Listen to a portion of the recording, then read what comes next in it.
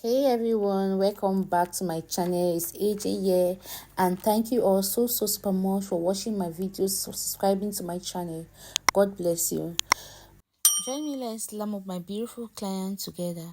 So my client called me and she said she wanted a very soft and simple makeup look for her graduation. So to do that, I started by cleaning her face using my Aventure Micellar cleansing water with the aid of my wife. So after thoroughly cleaning her face, I went in with my CPD sweat and oil control because she has an oily skin. So after applying it with my cotton discs, I use my fan to dry it up. After making sure it's dried up, I now go in with my moisturizer, which is my Moist Essence moisturizer from Blossom Makeup. I love this moisturizer so much. So for every face prep product, after applying every face prep product, make sure you dry it up before going in with the next product in order for the product to get into your skin, right? So after applying my moisturizer, I went in with my Missmetic Aqua Grip primer. So after applying that on the skin, I just use my flat brush to just press into her skin and making sure it's uniformly distributed except the under eye all over her face. Then I went in with my mattifying primer, right? I just applied around the area which produces oil, that is the side of the nose, the bridge of the nose, the forehead and the chin. And I make sure I placed I use my flat brush to do so, right? So when it's done, I finalize the face prep using my Kiss Beauty setting spray. Yeah, so for foundation, I'm going in with this V Beauty foundation, which matches her skin tone, so I don't mix two shades for her look. I just use just one single foundation, so the foundation dries up pretty fast. That's why you see me blending as soon as I apply on her skin. So I'm using my soft and damp beauty sponge from CPD. Soft and damp means make it to be wet, and when you compress it, water should not come out from it. So moving on, I'm going in with my contour, which I use my Aventure foundation. For contouring, use the foundation which is 2 shades darker than your skin. Right, so I'm contouring underneath the cheekbone, right, underneath the cheekbone, the temple and the side of her nose, but I'm going to contour the side of her nose only after I must have concealed. So moving on to blush, I'm using this red shade of blush from my Gel 3D blush cream blush palette. So I just apply around the cheek, blending from the upper of the cheek, moving towards the temple. So when I'm done with that, I go in with my concealer, which I use my Avara concealer. So for concealer, and you want to highlight the face, go in with your concealer, which is like 1 to 2 shades lighter than her skin. So I'm going in with my Avara concealer, which is 1 to 2 shades, which is 1 shade lighter than her skin. So I just apply around the under eye, the bridge of the nose, the forehead and the chin. So I'm using a clean section of our same beauty sponge which has not been used to blend the concealer. So when I'm blending the concealer, I make sure the concealer doesn't cross. So one of the reasons why I apply my contour and my blush before going in with my concealer is in order for me to get to map the area in which the concealer is supposed to lie, right? So when blending the concealer is not supposed to cross the blush area and come right towards the contour. It's just supposed to be centered just around the under eye, the specific region. So after blending my concealer, I went in with my Kiss Beauty setting spray again.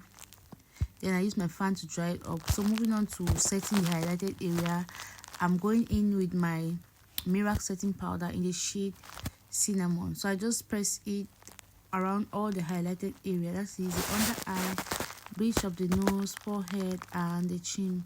So to further brighten up the under eye, I went in with that shade from my powder palette, my V Beauty powder palette, to make sure the under eye is brightened up.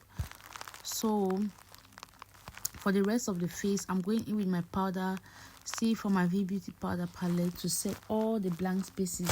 That is the area which has not been set.